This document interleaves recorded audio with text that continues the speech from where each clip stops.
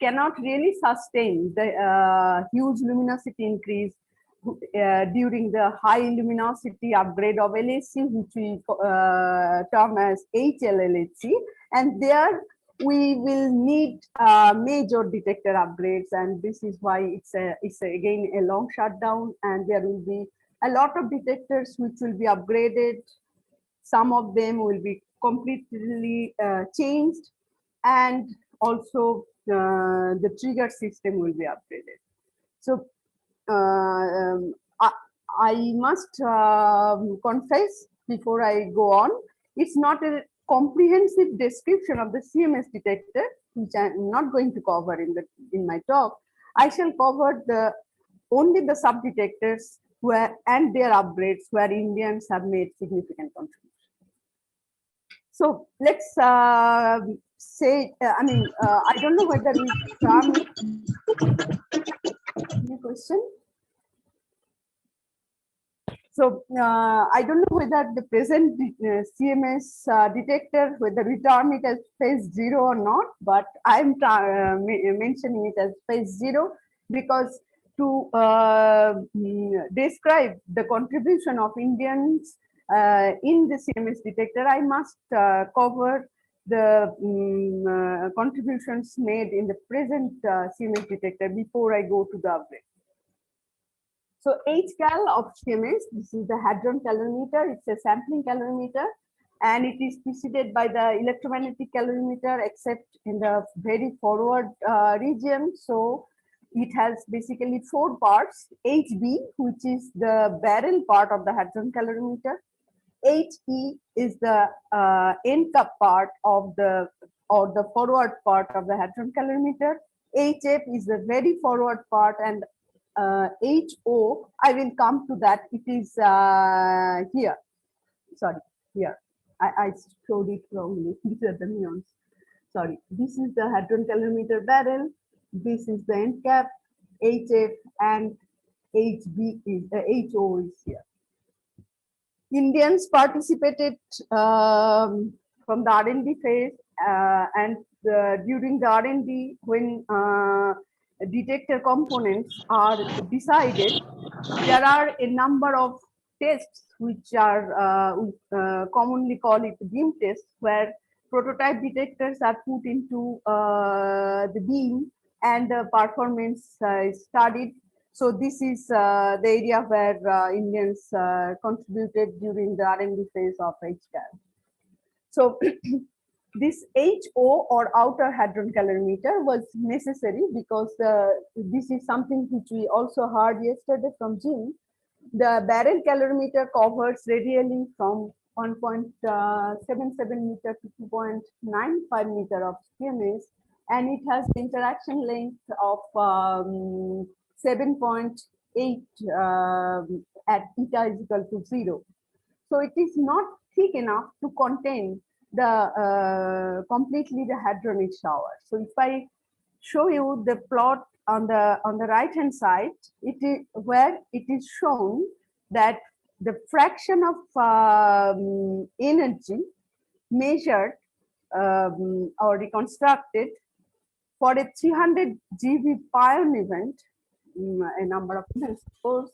So in y-axis is the percentage of events which are reconstructed as 200 GeV, and x-axis is depth in the interaction length in ECal and HCal. So you can see from here that about 3 to 4% of 300 GeV pions, only 2/3 of energy can be measured within interaction length of 8. So outer hadron calorimeter was necessary to recover this and improve the missing energy measurement. And in the bottom plot, you can see the material budget in terms of interaction length. So this is there in red, it is before HCal, so it is tracker and ECal. Then in light blue, it's without outer hadron calorimeter, and with the dark blue, it's with the hadron calorimeter. So this was necessary to contain the hadronic shower completely. So how the detector is oriented. It is this is the hadron calorimeter barrel. This is the magnet coil, and HO is here. There are 5 rings. This is ring at eta 0, which is called ring 0. Then on both sides we have ring 1 and ring 2. Ring 0 has 2 layers. These are plastic scintillator embedded with shifting fiber, and the readout was made through the optical fiber with hybrid photodiodes. And okay, so Indians participated. This is basically TIFR and Punjab University. They constructed, tested, and installed and commissioned this detector. Let's see the size of it. It's 450 meters square of 1 centimeter thick plastic scintillator. Detector units are this tray, 2.5 meter by 23 centimeter, consisting of scintillator tiles. This is one of the scintillator tiles, so they are placed in the tray, and a total of 432 trays with 2,736 tiles were made. And if we consider the wavelength shifting fiber, there was basically 12 kilometers of wavelength shifting fiber. The readout HPDs were integrated at CERN. So this is the huge effort which was carried out in India, and it was also, let's say, installed and commissioned at the CMS experiment. The electromagnetic calorimeter. I have a question on in this slide, HO slide. Yes. Yeah. Why is the middle grooves wider than the one at the edges? These are the size of the tiles. This is what you mean? Yeah. Why are the shapes why are they wider in the middle of the rings? Well, I think the rings have got a fixed size. So I think the size of the extreme edge of the things, okay, they're cut off. For example, the IETA 4, IETA 5, they're the 2 edges. They have reduced cell size because there have to be a gap through which all the cables of the tracker and all the cables has to pass through. So I think the size of the extreme edge of a given ring, that is not really covers the entire IETA. Does that answer your question? Yes, sir. Thanks. Can I add one more comment? I have one more question as well. On the higher meter side. So On the size is on the higher meter side. yeah, so where does this scintillators was brought from? It's from within India or from outside? They are American made by Crown Forest. Sorry? By Crown. They are made in US. So okay. Imported. Import. Yes. Maybe you should continue. Okay. So let me now come to the electromagnetic calorimeter of CMS. This is a compact homogeneous calorimeter. I'm not going into the details because we heard a lot yesterday from Professor Vidhi, and the excellent performance of the electromagnetic calorimeter. It works in really a challenging environment of 4 Tesla magnetic field, high radiation environment, and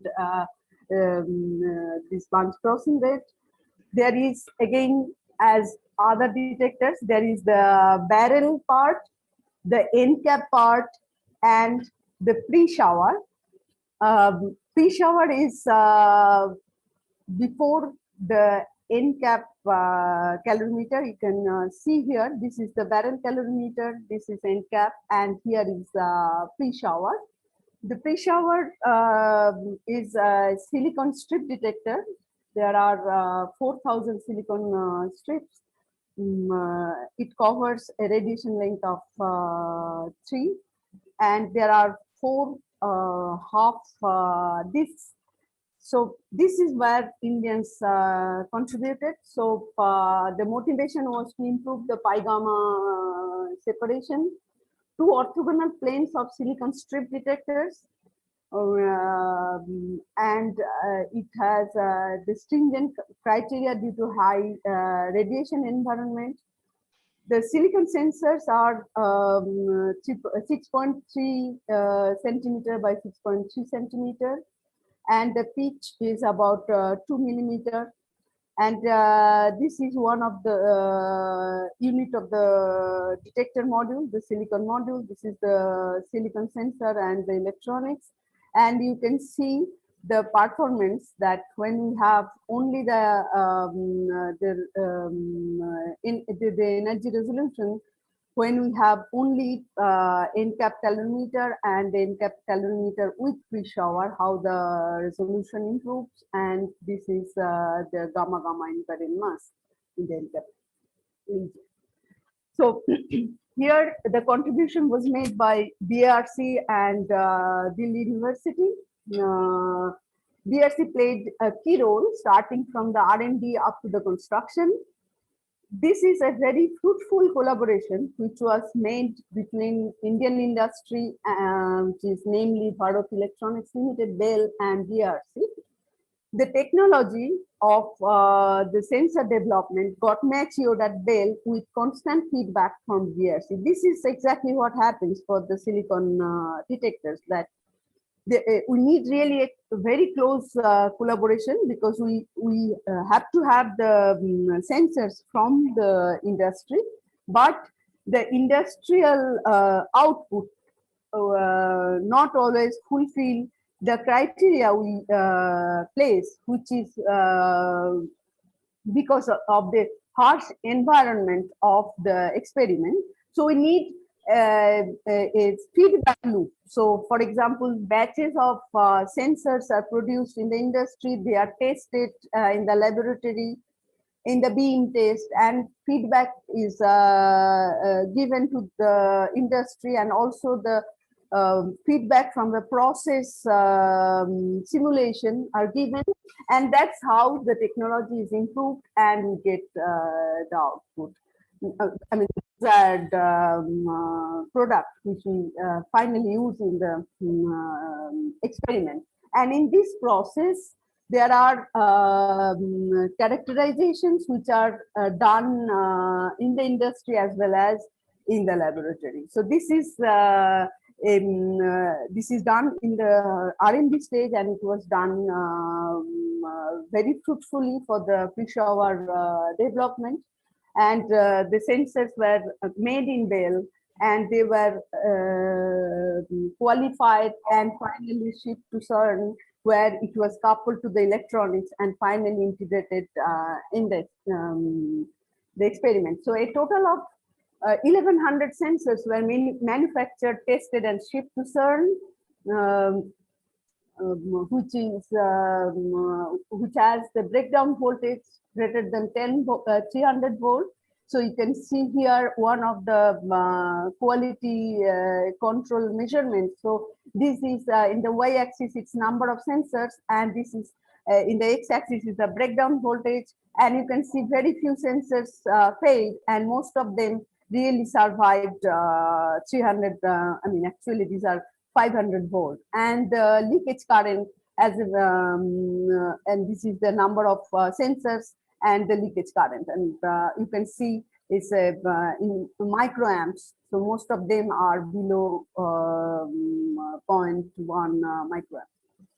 So, and there was in the measurement, one has to also check the uniformity of the strips and also the mechanical tolerance. So these are the integrated detectors, and then finally they got integrated in the which we call Ds, like these are kind of discs, and due to ease the mechanical handling, it was done in half Ds, and this is one of the fully assembled pre-showered D plane. So these were basically the contributions of Indian institutes for the current CMS detector. Now let me move to phase 1 upgrade of Cms. So let me first talk about the HCAL. The electronic discharge in the HPDs during high voltage operation was noticed, and it was enhanced with the magnetic field, and it was really severe in the HO detector. And it was basically the significant source of high amplitude noise and risk to the longevity of the transceivers. So it was decided to change. So you can see in the distribution here, these are the signal in HPD channels, and this is the applied, I think it's voltage. And you can see it. There is a large variation. So it was decided to change the electronics for the HO, and also in the when it was decided to change, it was also thought that for the barrel and end cap part, the HPDs can be changed. I'll come to that. And for the HF, the very forward calorimeter, there was anomalously large signals in the PMTs for the single muons or particle showers. It was difficult to reject as the luminosity increased, and the laser calibration data showed that some loss of signals in the high eta region with luminosity. So it was little bit anticipated for the HF to change the PMT. So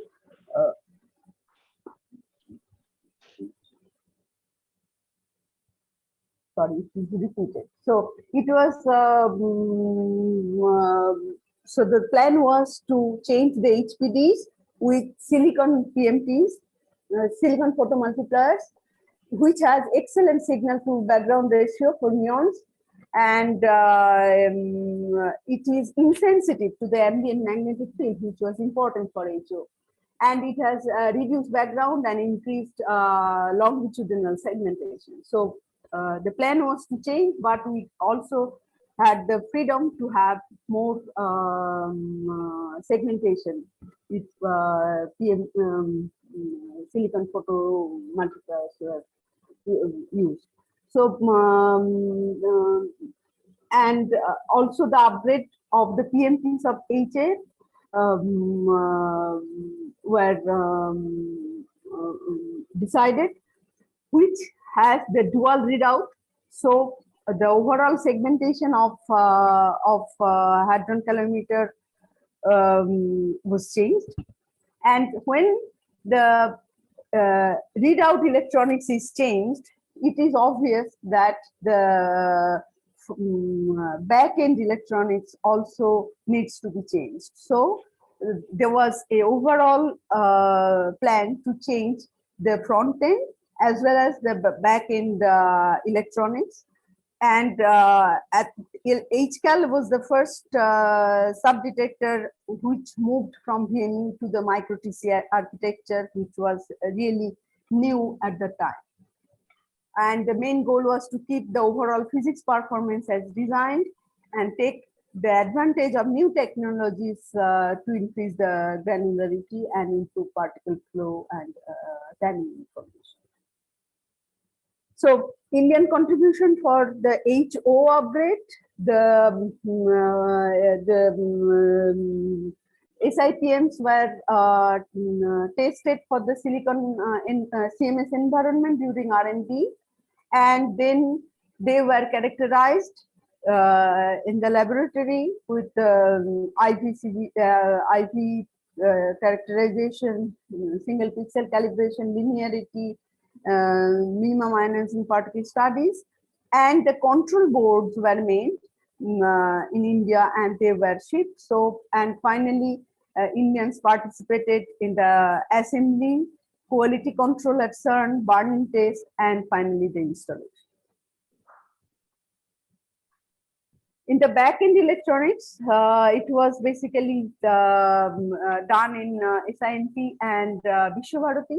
Since the back-end electronics architecture got changed, the micro-TCA-based readout.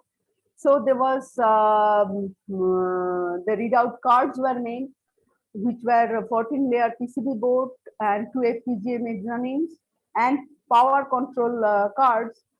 Sorry.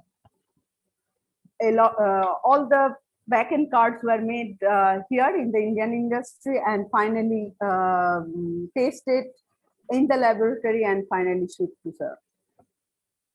For the HB and HE, it was TIFR made the contribution. The hardware delivered to HB and HE front-end electronics, in which are multi-layer FPGA cards with custom electronics. There were 400 SIPM control boards and 100 pulsar boards and 55 calibration units which were made in India and tested and then finally integrated at CERN. And time-wise, HE front-end part was successfully used during 2018 data taking. HB front-end electronics are installed during the LS2 and being used now during the data taking.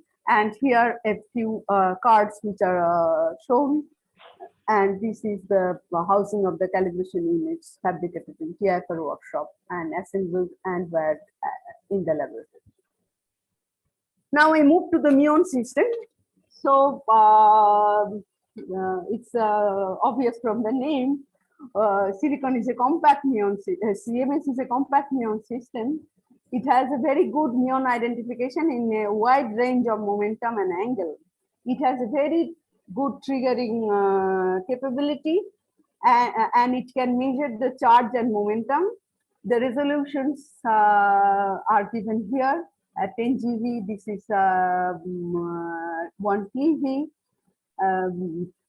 And if the information is combined with tracker information, 10 GV tracks, we can measure, the momentum can be measured with a precision of 1 to 1.5%.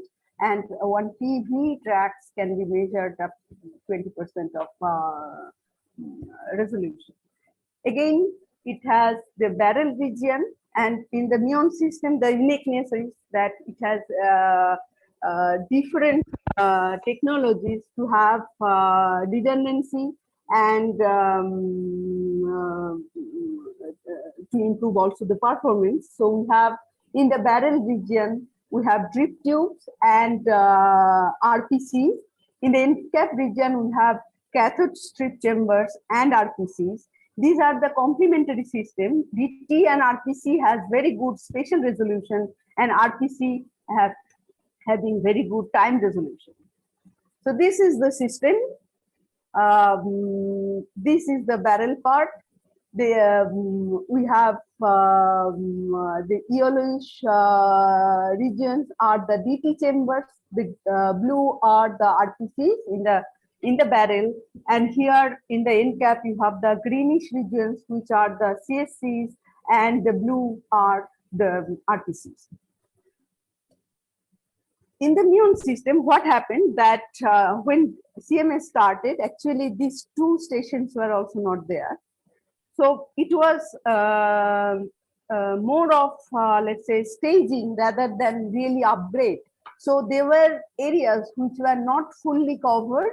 So with time, the muon community updated their system to have better coverage. So what happened, you see that these are the RPC regions which were equipped after, I think this was the first shutdown or very beginning of LS1. And then these are the regions where RPCs are getting installed, and these are in the very large ITER region. This will be done in the LS3. So it is more of a staging of the detector rather than real upgrade of technologies.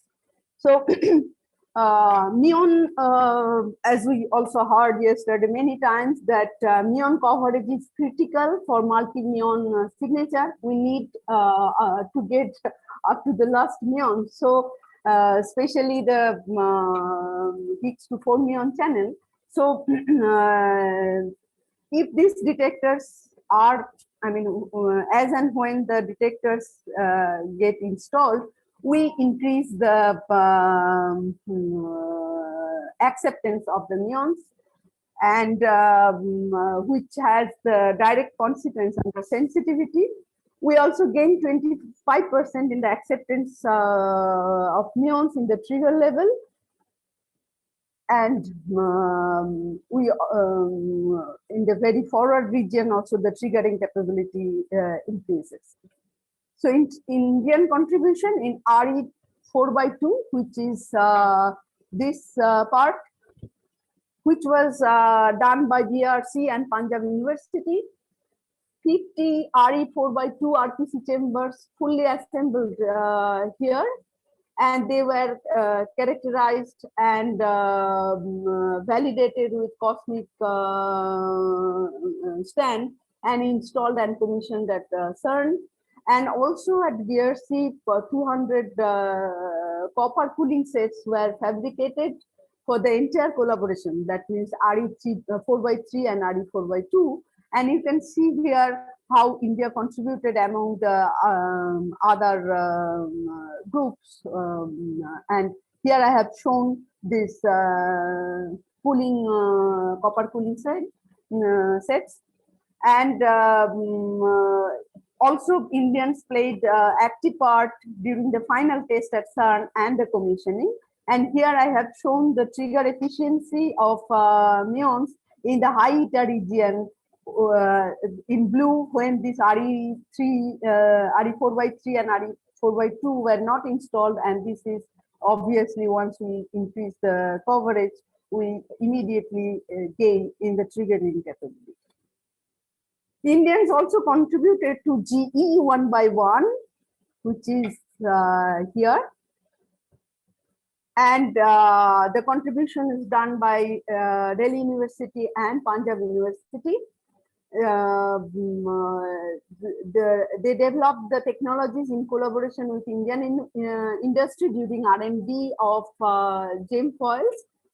And there was activities during R&D at DUPU and SINP and CERN and local labs to decide on the assembly procedure, testing procedure, the electronics usage, and the detector quality control protocol was established. And finally, the documentation and technical instruction and the information experience was shared among the GEM labs across the country. And finally, the detector construction is done. 16 chambers were made, and in TU and PU fully qualified, and all the chambers are installed in CMS. In addition to G1/1 chambers, also some drip boards and readout boards were also delivered to CERN. Now I move to phase 2 upgrade of CMS, which is now basically moving from R&D towards the prototyping phase, which is what is the challenge here. It's a high luminosity LHC. The detector should be radiation tolerance up to 3000 femtobarn inverse, and the annual dose is basically equivalent to the dose which we have accumulated up to now till we will accumulate up to LS3. So it's a huge jump. In one hand, it's a huge jump in luminosity, very good for physics, but at the other side, it's a big challenge for the detectors. The detectors should survive this dose, and they should be robust, and there should be redundancy. And the price we pay for this huge luminosity is the pile up. So 200 concurrent collisions per beam crossing. So you can see here a picture which is actual CMS data, which was taken in 2018 October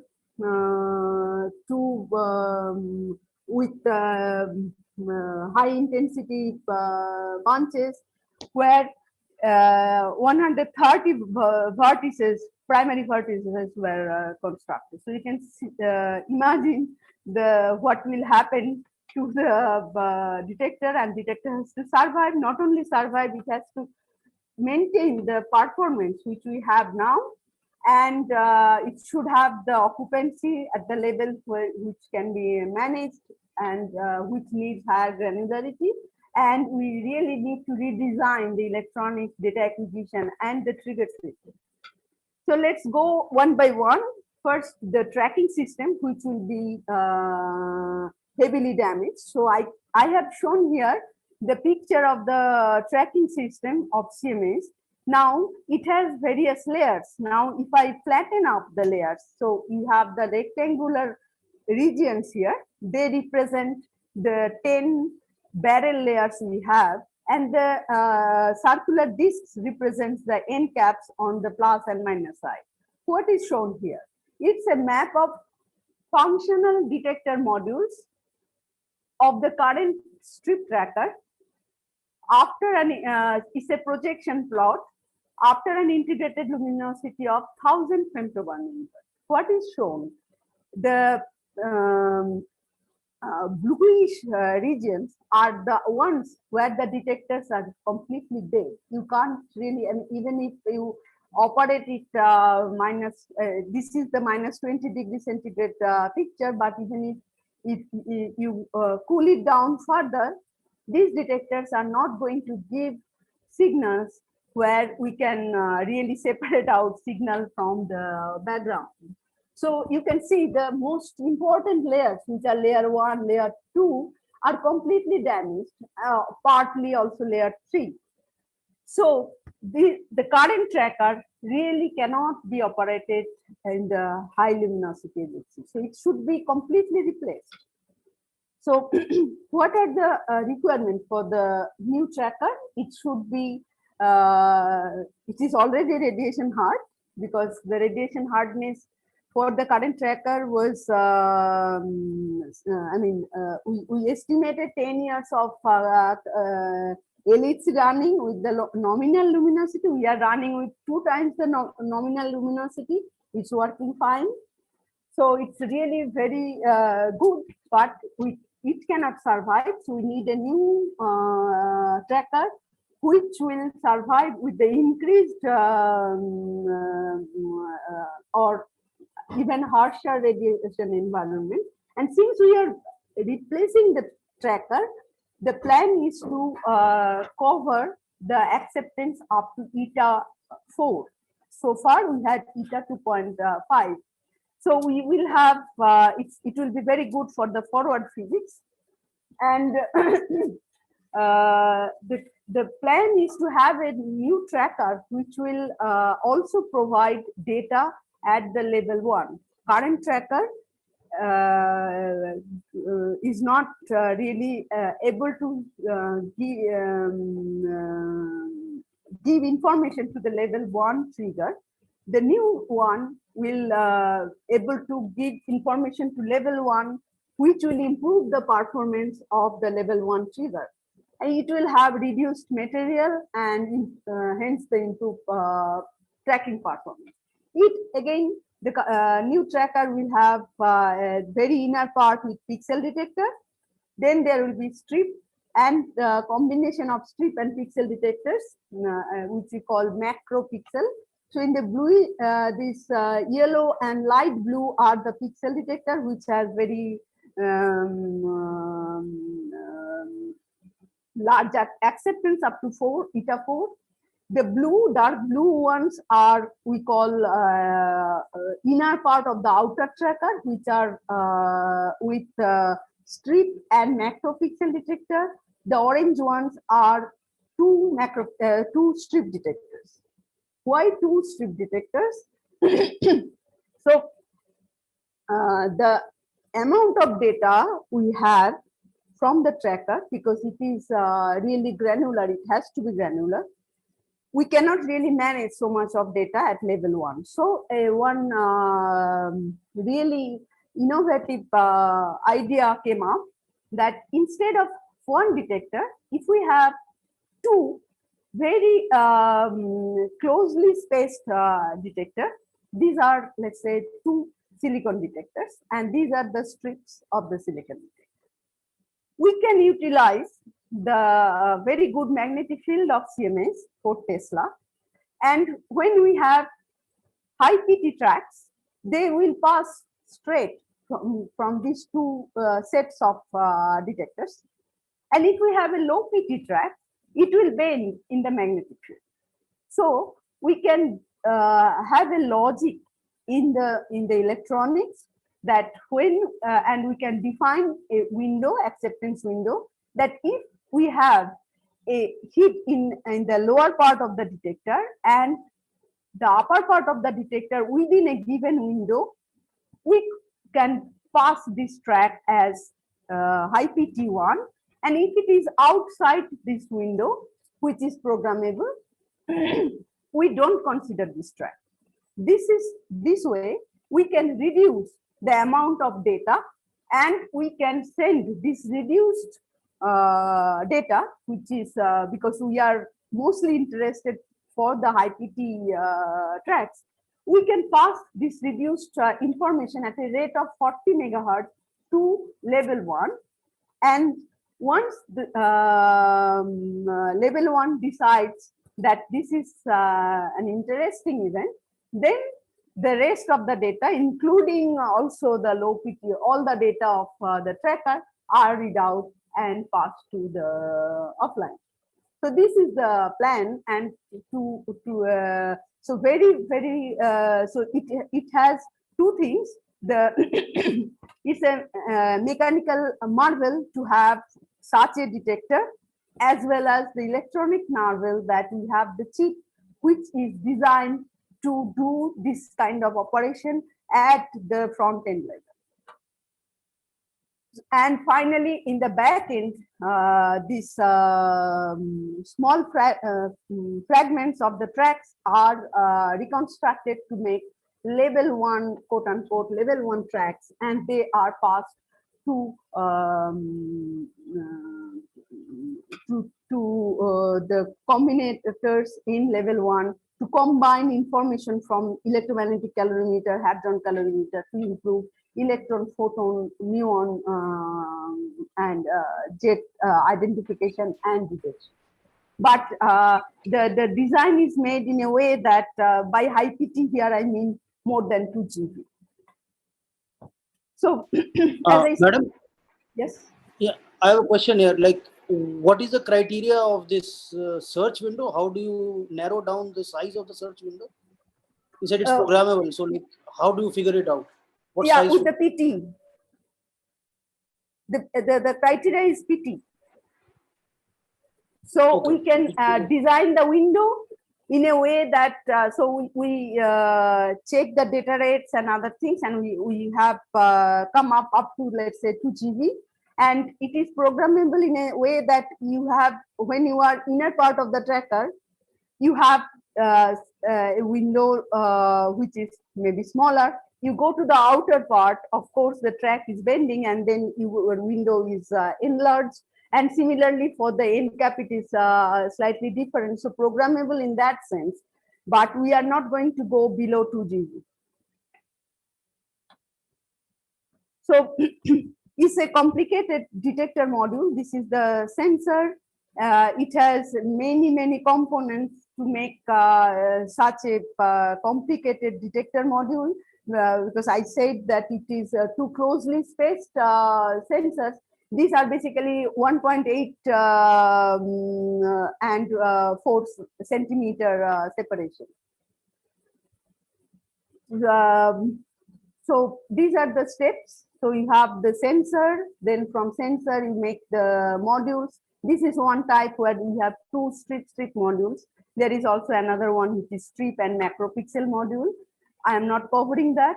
And then individual modules are integrated in kind of ladders, and then the ladders are put in the cylinder. So the plan of Indian participation, we really want to participate on different aspects of this 2S module. So we have Delhi University, IIT Madras Institute of Physics, IIT Bhubaneswar, NICER, SINP, and Vishwabharati. Planning to contribute in different aspects of this construction of the 2S module. Now, let me come to the very forward calorimeter. This is, in the forward part, we have much more radiation environment. And for the ECAL, it was observed that due to radiation effect, the light output, the crystals get less and less transparent, which affects in the performance. So the resolution changes from 1 to 10%. And we progressively lose ability to trigger on the large part of the NCAP ECAL calorimeter. This is the energy resolution at eta 2.2. This is 500 femtobarn inverse. And this is 3000 femtobarn inverse, as it is shown in case of tracker that it was because when we, as I said, when we move from one phase to another, we always, the guiding line is to keep the performance. So the performance will suffer. For example, this is the resolution as a function of eta, and you can see that at high eta, the resolution is severely affected. So, and similarly for the forward, the NCAP hadron calorimeter, again, the response gets degraded. It's 15 to 30% signal loss, and which is again proportional to the luminosity. So it was decided that the whole of the forward NCAL calorimeter will be replaced, ECAL and HCAL, and there will be a new high granularity calorimeter, which is really unique. Then it's a sampling calorimeter. It's unprecedented transverse and longitudinal segmentation because it has this greenish region is with silicon detectors, pad detectors, and the bluish region is scintillator. And you can see this is, we no more call it ECAL or HCAL, we call it NCAP calorimeter CE and CEH. And this has hexagonal modules based on silicon sensors with different thicknesses depending on the closer, towards the beam. And I think there is a question, and also I wanted to pass on this. You have about 10 minutes left. Okay, I'll be done. Yeah, so I think there's a question. It's been hand up. It's not a question, it's a comment. The comment is, this part of the system is called, is not called forward. Forward is at an even higher eta. This part is only the NCAP. Yeah, so what is CE? Is NCAP E, I understand, but C, I don't know. Anyway, it will be silicon and NCAP electromagnetic. oh, NCAP. Okay. NCAP hadron. Okay, but it is CE because NCAP calorimeter. not really the forward, the HF will stay. And it will cover from 1.5 to 3 meter, and operating temperature is -30 degrees. This is the picture of the silicon module, which is different stages. The base plate, then capped on gold plating, silicon sensors, then the electronics integration, and for the readout. And again, here India wants to participate. There are different institutes: PIFR, IIT Madras, SINP, ISAR Pune, IISc Bangalore. They are the institutes plan to participate in various aspects: mechanical aspects, electronics, module assembly, development of firmware for the trigger primitive, and also the simulation and beam test validations which are ongoing.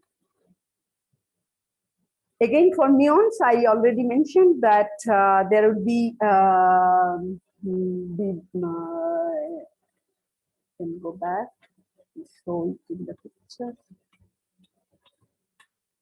Here, ME0, where we want to participate.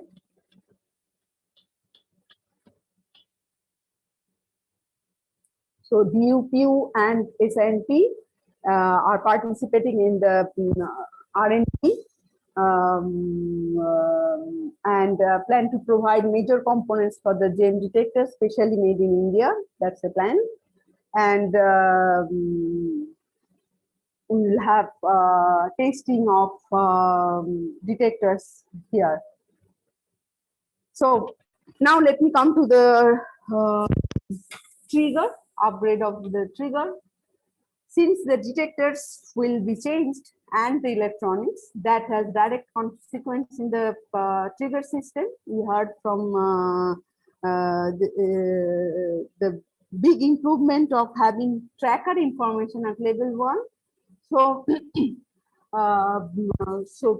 level 1 will fully utilize the new features of the upgraded sub-detector, especially the track trigger and the high granularity in-cap calorimeter.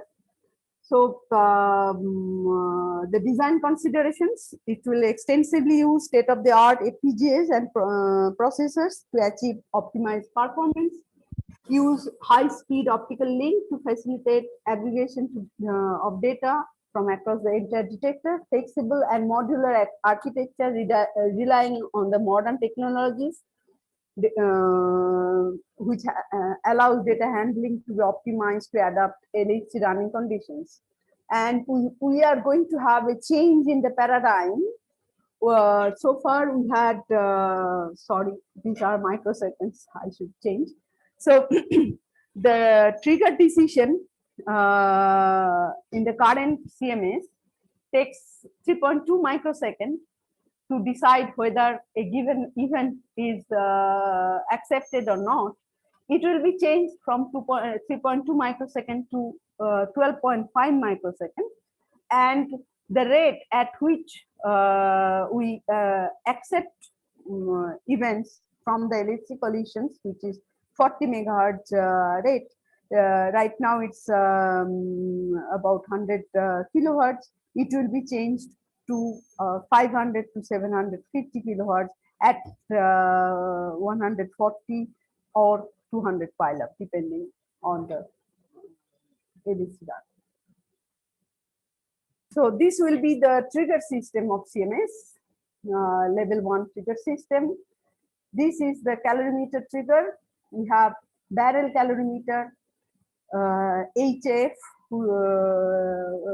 the present HF, and end-cap calorimeter, and the information will be combined in terms of global calorimeter information This is the muon system, DT, RPC, CSC, GEM, IRPC. They will give the global muon trigger.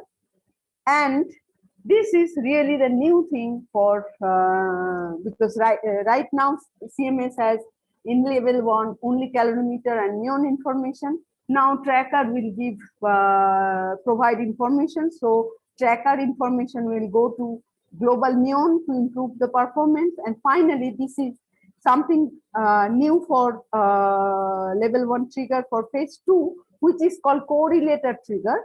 Here, information from calorimeter, muon, and tracking triggers will be combined. And right now, what we have for offline, which we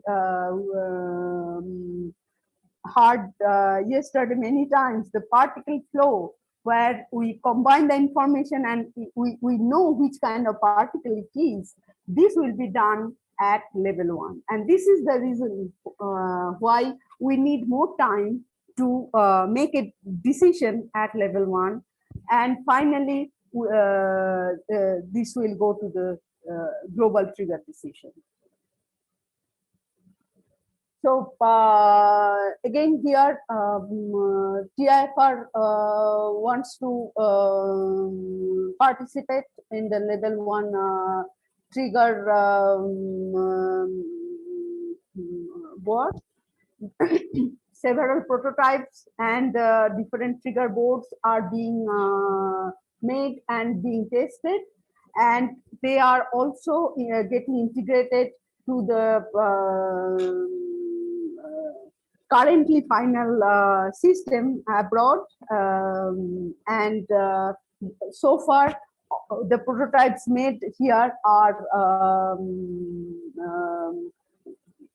working perfectly fine, and we also plan to contribute for the phase 2 upgrade.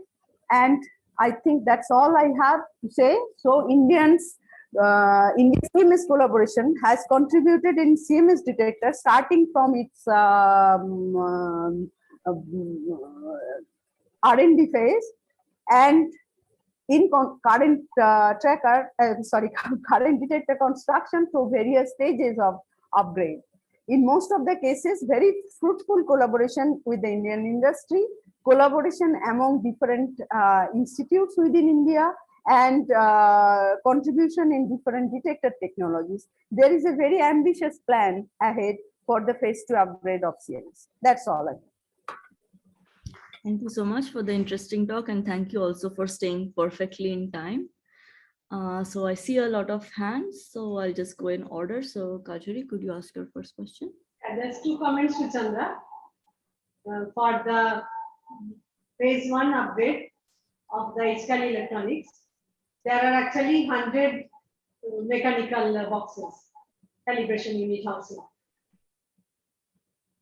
So 55 for HB, 110 truly speaking, and 55 for HE. Okay, I'll correct it. Yeah, and for level 1 trigger upgrade for phase 2, it is TIFR and University of Hyderabad. Yeah, sorry, this is my mistake. I know this, but I'm very sorry. I'll correct it. Involved in the pharma development. Yeah, I will include it. Yes, both TIFR and Hyderabad University, we are involved in pharma development, and at TIFR we also plan to take up the hardware. We have already participated in the field production. That's all. Thank you. Nice talk. Yeah. Sunanda, would you like to ask a question? No, I have a few comments. Okay, I mean, it's not a question. It's like Kajuri's comment. Okay, Kajuri didn't ask question, but comments. I think, okay, one of the things which I have to say about the pre-shower. The pre-shower really started with a collaboration not at Bell, but in the CD site, where it was using a 2-inch wafer, and the whole technology was developed mainly the collaboration of Dr. Kataria from BRC and the CD thing. And after that, okay, it was the Bell engineers got involved, and they learned many things from the city engineer, and then they successfully installed it in Bell. So it was started, okay, I mean, long before, okay, the Bell got involved. So that is number one. The second comment is that, okay, I mean, when you do any detector, any detector, the utilization of the detector is most important. And there I must say, okay, the only place, okay, where we have really contributed in the utilization of the detector was HO, not in the pressure detector.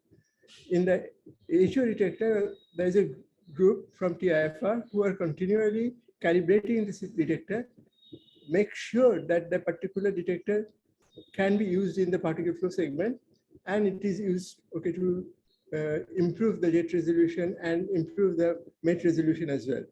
So only then I would say, okay, there is a real contribution of a given group, okay, in the CMS, not just build a component and just leave it there. That's all. Okay. Actually, in my talk, I basically covered the hardware contribution, but you are right that you really need to not only maintain, I mean, it's not maintenance in that term of the hardware maintenance, but maintain the performance, check and update. I fully agree with you. Great, thank you. Indranil, would you like to ask or give your Yes. comments? Yes, I have question. Actually, in slide 43, I see that the future plan is to use that particle flow as at the trigger level. So, and then at the, I mean, the feed of this particle flow is then fed to global trigger. But from this picture, what I see that the components that are going to particle flow are also going to global trigger. So what extra information is there? Because if I have particle flow, I have all the information. So what extra information is there in the global trigger, which is not there in the particle flow? Look, you can, we will have the full redundancy. I can tell you in terms of, let's say, E gamma. So in case of E gamma, we have calorimeter information, ecal, and we have the tracker information, and from there we know whether it is electron or photon. We can do it just matching track and ecal trigger primitive, but we can have it with the overall particle flow information also, and at as a level 1 information, we will keep also this, let's say, track matched E gamma, let's call it quote unquote track matched E gamma, which is just tracker and ecal information, as well as the particle flow E gamma. So it's a kind of a redundancy, as well as individual trigger primitives will also be there, which I think are used also for offline for calibration and other. So it's not only the particle flow; it will have the full redundancy. That's what I know. Thank you. Okay, Rajiv, would you like to ask? Can I jump in here to make a comment after Suchandra? Can you hear me? Yes, yes, we can. Yes. So basic point is that as Suchandra says, there is redundancy. If you look at the block diagram here, you will see that particle flow is there taking information both from the calorimeter system, the legacy one, as well as AGCAL, neon system, and the tracker. So that will take time to particle flow detector. But independently, global trigger is also being fed by information from the tracking system as well as from the calorimeter system. So that is the idea. Okay, thank you. Rajiv, would you like to ask your question? Yes, thank you. Thank you, Suchandra. It was an excellent talk, a very good overview, but following essentially or rather elaborating the comment that Shinando made, I think if you have such a wide overview of starting from what you called as phase 0, it is incumbent on you to really tell what was the performance during the run as well as the utilization If it worked very well, then why? If it didn't work, then even more so, why it didn't work? Because otherwise there is no way you're going to really make any improvement in terms of the contribution that is going from Indian side. That was my comment, and my second question was actually on the flow chart of your phase 2 upgrade, where many institutions are involved. Have you any confidence about how you are going to really ensure that everybody really delivers? If something fails in the chain, would you end up actually renegating on your commitment to some? You are referring this flowchart? Yeah, there was one more, keep going back. This one. This one? Or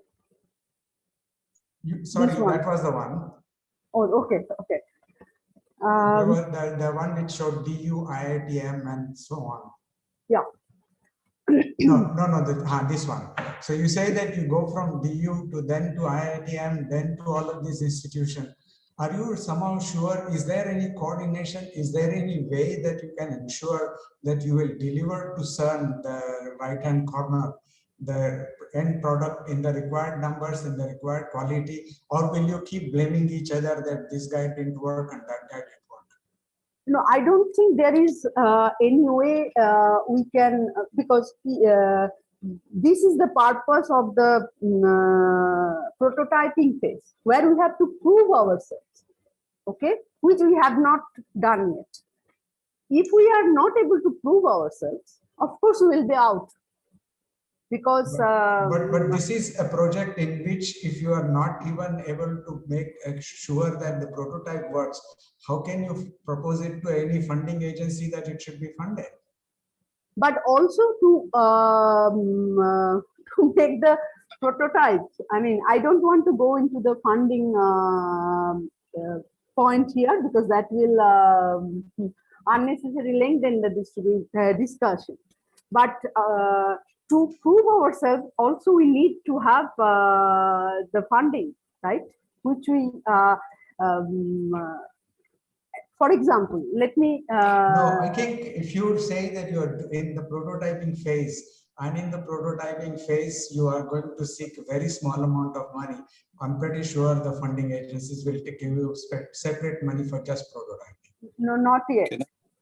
Maybe we can take the discussion offline, which is not the No, case. in any case, irrespective of the funding part, which cannot be actually addressed in this forum, I would just say the following: that this looks to me a Herculean task, and I think there has been at least one instance where things slipped and couldn't be delivered. I don't think you should really get into a stage where India gets into a habit of being labeled at CERN as a country which doesn't deliver. Okay, I think this is a very controversial discussion. No, So may I just answer one? May I make a comment here? This is Prolay Mal from Niger. Yes, Prolay. In response to Rajiv's comment.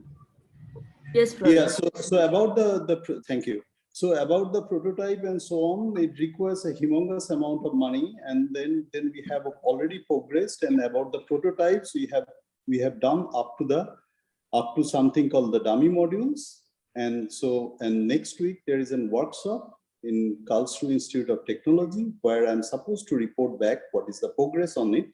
And we have almost DU, for example, they're well set for the sensor qualification on this chart.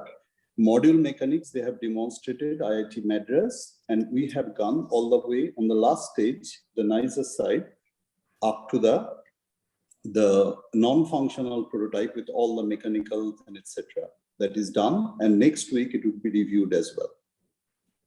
And to tell Rajiv that we needed something, the R&D phase, we needed some machineries and equipments, which is of the order of 10 crore and higher. I also want to make a small comment here quickly, that during our phase 1 certification of the hardware, I realized that every week we were reporting, and the management were also keeping track of where electronics is. the card is in the TI card or in the fabrication where it is being shipped or not. So there is a good chain of action which can be taken in case of any small hint is there that we are about to do. Okay, And great. one last comment on this, I'm sorry that I would like to make, this is Kirti Ranjan from Delhi University. Actually, I mean, the outer tracker is already in the production phase as far as Delhi University is concerned, because sensor quality control of the real 2S sensors are being taking place these days. In fact, for past 2 years, Delhi has been regularly participating on it. And in fact, we have already received more than 350 sensors, and we already tested successfully more than 85 sensors. We were supposed to test only 85 out of those 400 sensors, and those were successfully done. In fact, Delhi University has been already up to that point. It's just that there is one setup which is missing, which will, as the money comes, I'm pretty sure that we will be able to deliver as well. So that way, the up to the production stage of the sensor control, this chain is well established, and we have successfully delivered as well. Thank you. Okay, thank you very much. So since Find any MOU. So CMS will see whether we are able to do it or not. okay, Yeah, excellent. I have just a quick comment to Raji that you mentioned that prototyping needs a very small amount of money. That's not true for silicon detectors, because the infrastructure itself for the sensor qualification, module construction, and these two, and also the mechanical components, the infrastructure even for the R&D is huge. I think in that case, it is fair to say there is no prototyping possible to check whether this chain is going to work or not. I think I don't want to continue this discussion, but clearly it is a long chain. There needs to be somebody who is going to ensure that this is going to really work smoothly and without any hitches. And it is far from clear that that is necessarily the case. Okay. So since we've had quite a bit of discussion, so I would Nishita, just... could I take one more minute? I'm sorry. Yes. Okay. No, Rajiv, I think you have been associated with the experimentalist for a long time. So maybe I want to take 1 minute from you. So at every stage, it is not a one-way process that we do some homework and go to the management and show them the result of the homework. At every stage, it is an iterative process. We learn from others' experience as well as they learn from our experience. So this takes a long time, and I think so far we have been maintaining the chain quite successfully. And whatever problems have arisen in the meantime, we have in collaboration, in discussion, in exchange of ideas with others, we have been able to solve the problem so far. That's all I wanted to say. Okay, thank you. So Arnab and Himanshu, do you have a question about the slides? Then I would ask you to go ahead. Otherwise, I will ask you to have the question at the end of the session.